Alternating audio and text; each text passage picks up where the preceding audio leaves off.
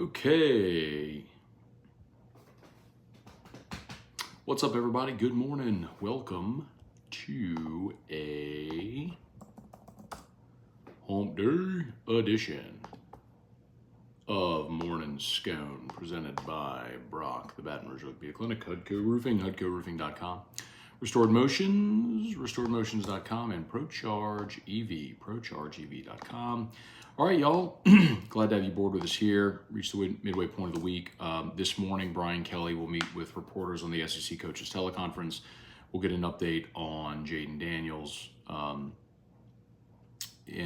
his progress, hopefully progressing toward playing.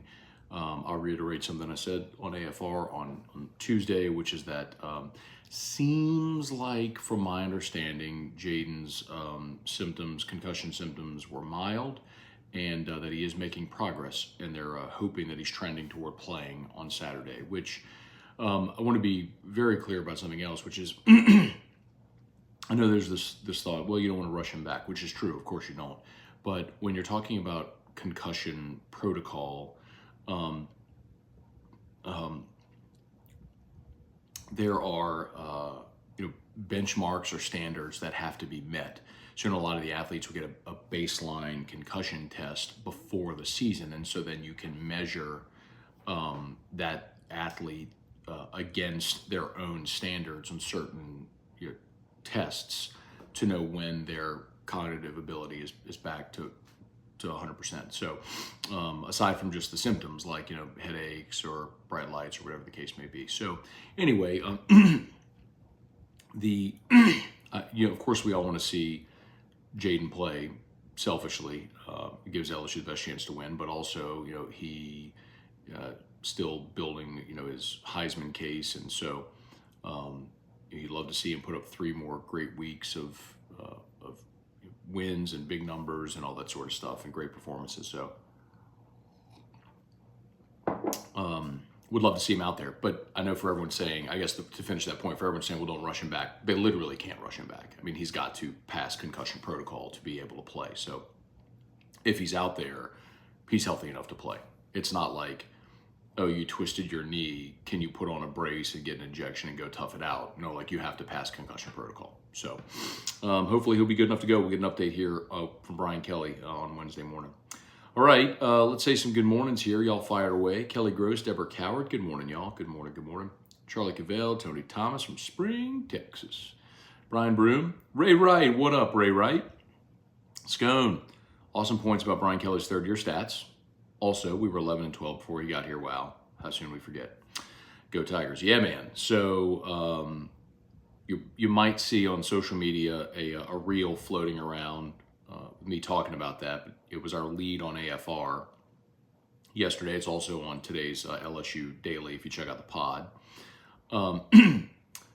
Brian Kelly at Central Michigan went from 4 wins in year 1 to 6 wins in year 2 to 9 wins in year 3. Then he got the Cincinnati job.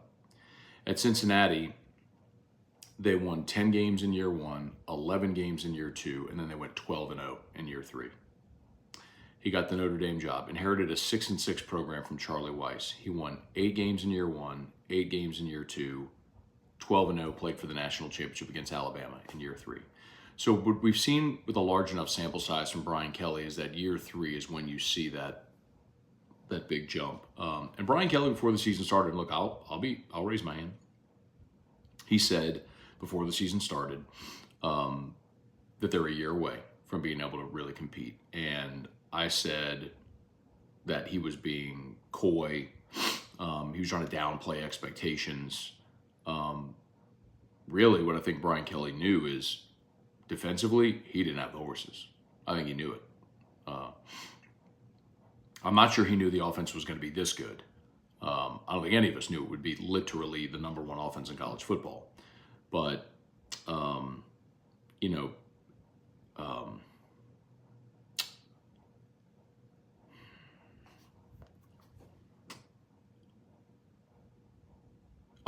something else that I pointed out is when you look at Brian Kelly's first recruiting class here, it was 15 high school signees and 15 transfers. I mean, it was 1-to-1 high school to transfers. Last year it was 26 high school players and 14 transfers. So you still had double-digit transfers. But again, you supplemented, or you continued to build your foundation with 26 signees. This year, they're already at 26 commitments, and they're probably going to push that number closer to 30, and you're probably going to add single-digit transfers this year. So what you're seeing is you went from 50-50, right, high school to transfers, to this number stayed the same, but you increased the number of high school, but you still had a lot of transfers. To this year, it's going to go this up a little bit and this dramatically lower. So you're building your foundation with your high school players, and you're supplementing with the portal, which is really what you want to do. And they're building toward that. Now, obviously, you can look ahead and say, well, that's fine and great, but you're not going to have Jaden Daniels next year. And that's true. So let's see what Garrett can do. Let's see if you have an opportunity to go in the portal and add a veteran quarterback, or whatever the case may be. Okay. Bubba Smith, Scott Bork, good morning. Wendell Norman, Tim Gotro, good morning. Brian Penton, good morning from Broken Bow, Oklahoma. Sounds like an Italian city. Brad David, good morning. That was so funny. Preston thought you had a bird in your house last night.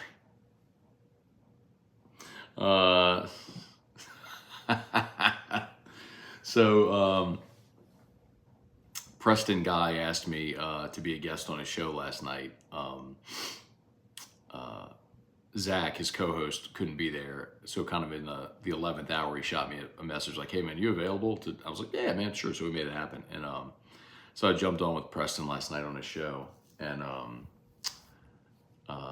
Erica was in the bathtub and Drew was in there just watching his iPad or whatever.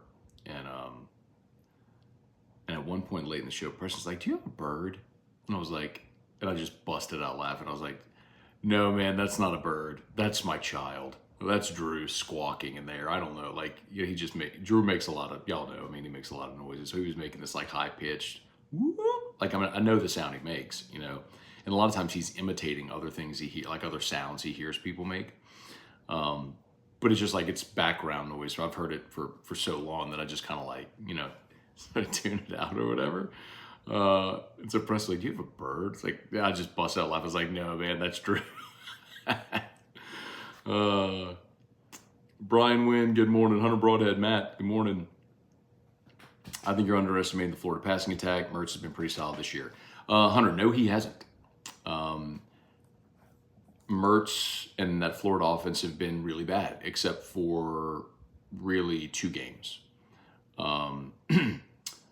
He lit it up against South Carolina and Vanderbilt.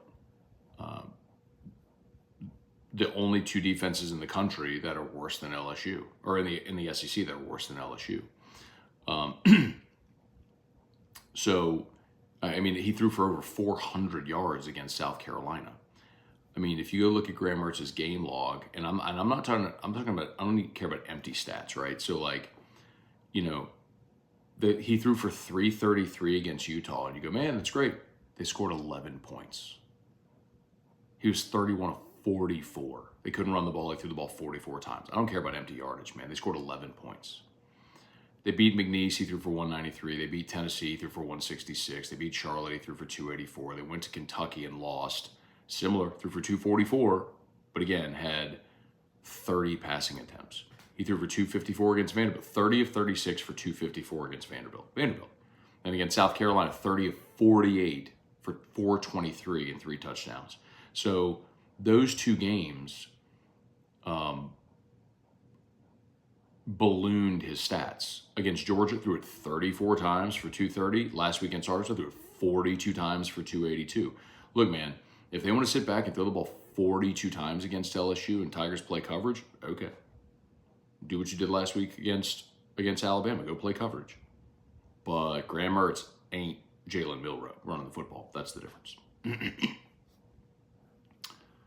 So,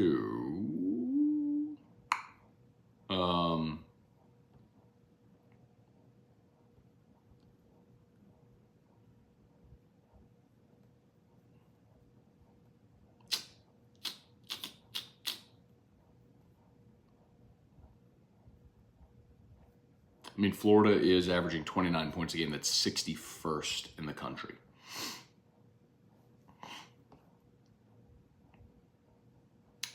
And you scored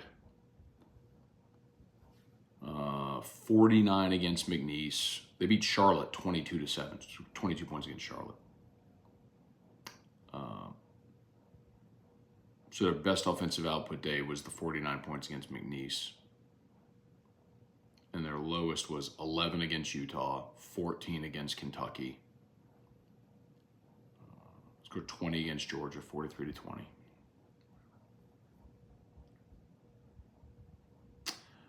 Jerry G, good morning. Brant Roban, good morning. Saw your AFR segment on Brian Kelly's history with programs. Do you see him being able to do it at LSU in year 3 after losing an elite offense? You see, I don't think they're losing an elite offense, Brant. That's like, there's a difference between being an elite offense and being like, or the margin between being elite and being the number 1 offense in the country isn't that big. What I mean is, you may not have the number 1 offense in the country next year, but keep in mind, all 5 starters on your offensive line can return. Even if they don't, like you could lose Charles Turner, Garrett Dellinger, Miles Frazier. You could lose any or all of those 3. You're still returning your 2 bookend tackles. You've got a really good center that they're excited about in DJ Chester. You likely put Lance Hurd in at right tackle next year and move Emory Jones to right guard. I mean, your offensive line is going to be awesome. Like, you're going to be a dominant offensive line. You're already a dominant offensive line. You're going to be even better next year. All of your running backs can return, except for Josh Williams. He's out of eligibility, but everyone else can return. Logan Diggs can return. You're going to see Caleb Jackson take Emory. I'm sorry, Emory's gone, but Caleb Jackson, Trey Holly. We'll see what happens with Armani Goodwin, who's just battled injuries his whole career here. But you've got plenty of running backs. You went and hit receiver hard this last year, and while you're going to lose Neighbors and Thomas and Lacey likely, Jaylen Brown, Shelton Sampson, Aaron Anderson should be back. You're going to be great at receiver again because you always are. Mason Taylor's going to be a junior. All those tight ends will be a year older. I mean, your offense, you're going to have tons of talent on that offense again next year. Spurge, what up? Barry Jocelyn, Jerry G. Great interview with Ross Jackson Tuesday. Thanks, man. Appreciate you. I think we talked to Ross on Monday, though. I think Ross was here on Monday. But thank you. Alan Black, Leon Williams. Good morning, Matt. Great to see all the Power 5 conference with a chance to get in the college football playoff this late in the season. Barry Jocelyn, 71 degrees in Fort Myers. Go Tigers. I believe in this team. Let's go. Irfan Sayad. Good morning. Gumulgan. T-Hen. You haven't been doing YouTube for Morning Scone long, have you? Well, I used to do the show on Facebook, and then I would download it from Facebook and upload it to YouTube. But as far as doing a split stream, like doing simultaneously live on YouTube and Facebook, it's been a couple of years. We've been doing YouTube live. James McKinney, good morning. Do you think Nuss is a championship quarterback? I'm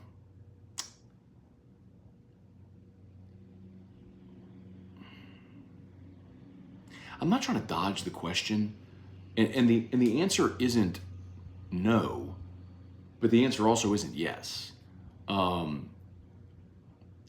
because we haven't seen it. Can he be? I'll tell you this. I'll tell you what I love about Garrett Nussmeier. I love that he's got that dog in him.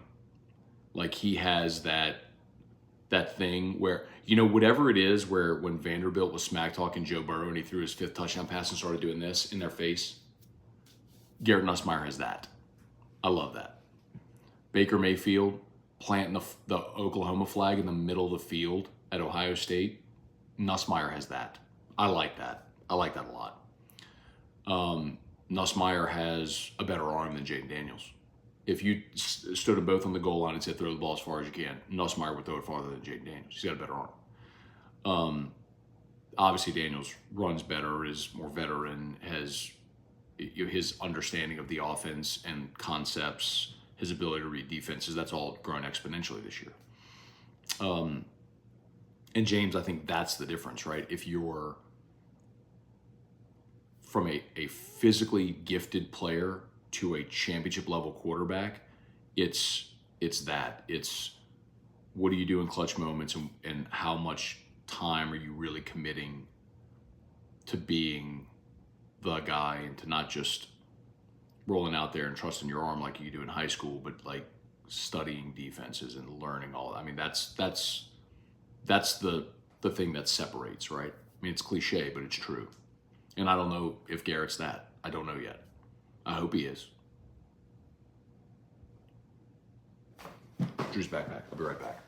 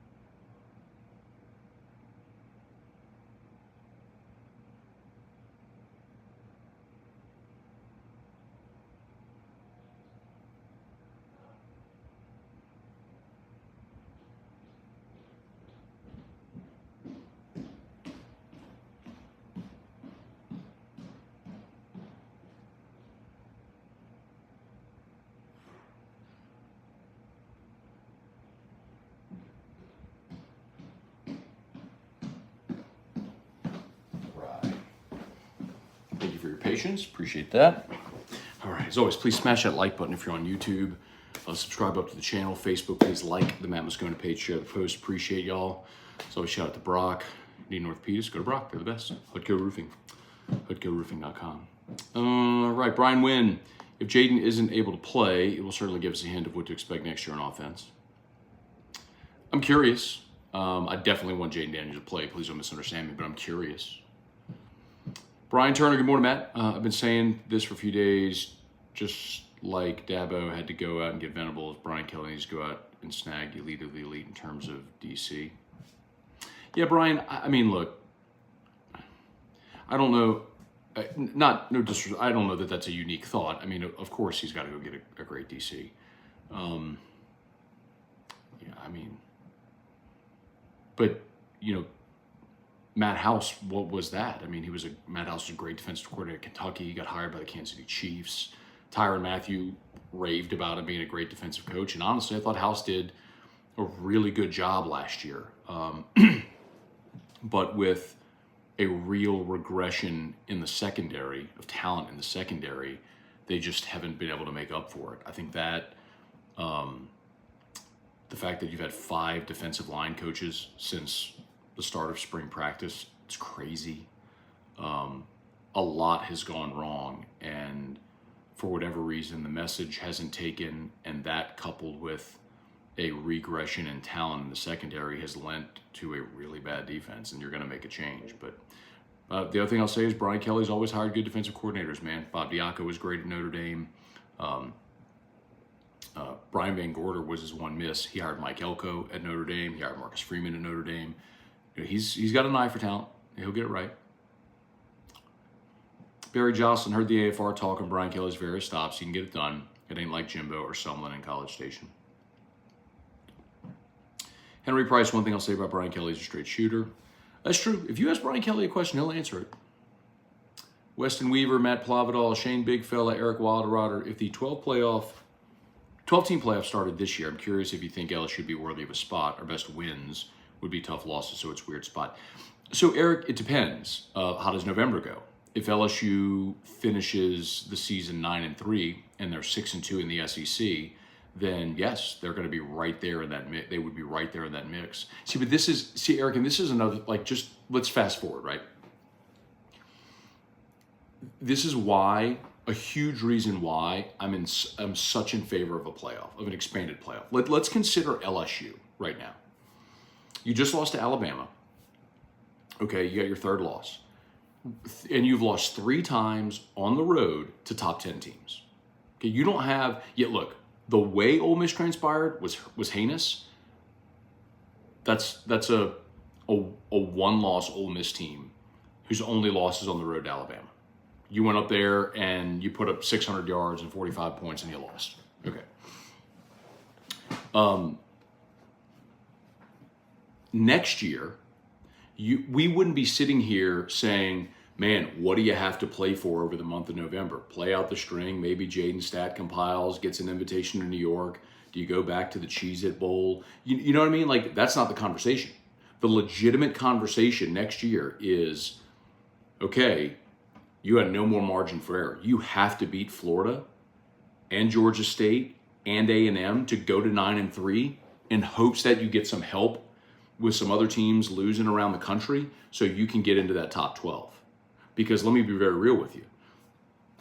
If LSU gets in the playoff, do you think any team, let's say, I think I saw a mock graphic like a week ago where, you know, if LSU was in or whatever, been like LSU would have been on the road against Louisville. How would you feel about LSU going to Papa John's Cardinal Stadium in Louisville, Kentucky to play a first-round game against the Cardinals? I'd feel pretty good about that if I were the Tigers. I mean, come on. You know what I mean? Like, my point is, with an expanded playoff, everyone says, well, regular season doesn't mean anything. Bullcrap. It means more for more teams longer. Like, your season's not over right now. And the whole, well, it's every game is a playoff in the regular season is hot garbage that disallows for any opportunity for a team to improve. Like, teams can get better.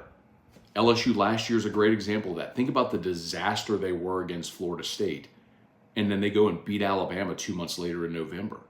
Like, anyway. Like what LSU right now is a great example of why a 12-team playoff would be great. Because right now, do you think we'd have been any less emotional about what happened at Ole Miss or last week against Alabama? No, of course you're still going to be emotional. Of course you're still going to be into it. It's not robbing you of any passion or emotion in the regular season. It's giving you more incentive and something to play for as you continue on. Instead of sitting here today going like, well, we play for next year. Is anybody excited about the Texas Bowl? We'd be like, bro, you got to go win your next 3 games to try to get an opportunity to get yourself in that 12-team playoff. It's a very different conversation, man.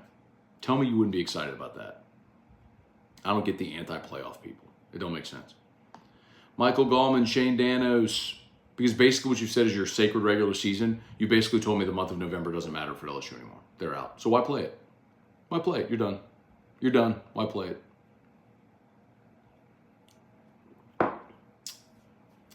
Barry, I'm wondering how Nuss's year 1 will compare to Jaden's year 1 last year. I mean, look, I could point out Matt Flynn, was a starter for 1 year. He played, various times throughout his career, but was the full-time starter 1 year, won a national championship. The year after the guy who went number 1 overall, left. So, is it possible? Yeah, heck yeah, it is. Rick Hess, good morning from a mountainside in the Colorado Rockies. Snow today. Okay. Shane Danos, good show last night. Thank you, Shane. Appreciate you watching. Y'all smash that like button if you would. Subscribe up to the channel. Facebook, please like the page, share the post.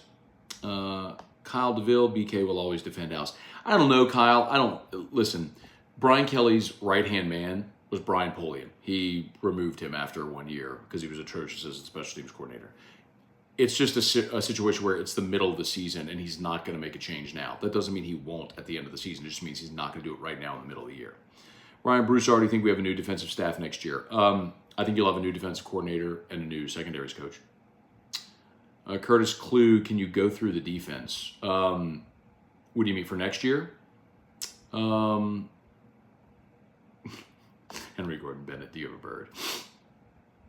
Tony Thomas, Matt, you're killing it. Great content. Thank you, Tony. Appreciate that, man. Kenneth Westbrook, Rocky Killing, good morning. It's too soon to wear that color shirt. Have a good day. This is actually, I would say this is not an Alabama colored shirt. If anything, I would say this is more of an Ole Miss colored shirt. The red and blue in there is more Ole Miss. And I don't choose my wardrobe based on what other teams' colors are. I'd wear what I want to wear. Graham Mertz has been like Ethel Mertz from I Love Lucy. Okay, Tony, that's an old school reference. I'm not sure I quite get it, but I don't like it.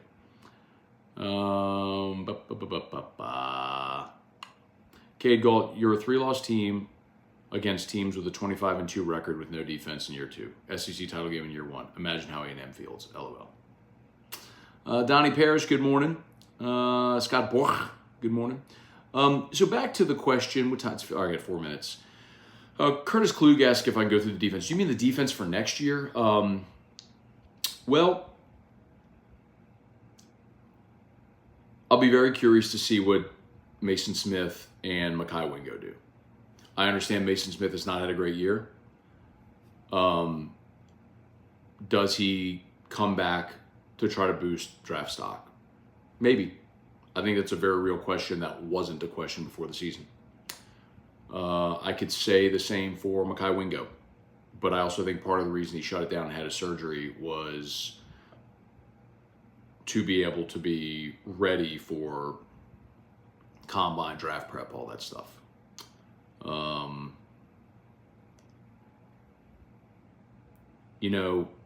Ovie Gofu's out of eligibility, but Braden Swinson's back. Savion Jones could certainly come back. He's draft eligible, but he could come back, which I think he will. Omar Spates is out of eligibility. So when Harold Perkins is back next year, I would certainly assume that Whit Weeks, Greg Penn, I'm assuming Greg Penn will be back as well. And you got to make over your cornerback room. I hope LaTerrence Welch comes back and takes that step. We'll see how much experience Stamps and Hughes get this offseason. Get a good young group of corners coming in. And then the wild card is J.K. Johnson. Zy Alexander could return next year as well, but J.K. Johnson's the kid who transferred in from Ohio State who was injured in fall camp and didn't play at all this year. We don't know what he is or how good he can be. My guess is if there's a starting caliber cornerback, like when Elias Ricks went in the portal, Dwight McGlothern went in the portal. Last year, Fentrell Cypress from Virginia went in the portal, picked Florida State. If there's that caliber, this kid from West Virginia that went to Georgia,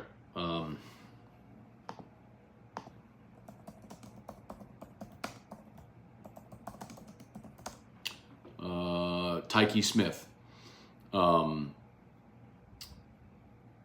If you have that kind of player, a Power 5 high caliber starter that hits the portal that you can add at corner, you do it. Like Jarek Bernard Converse a year ago, you do it. But I don't think you need to go add 4 players at that position like you did last year, where you came up with snake eyes, man. You missed on all those guys.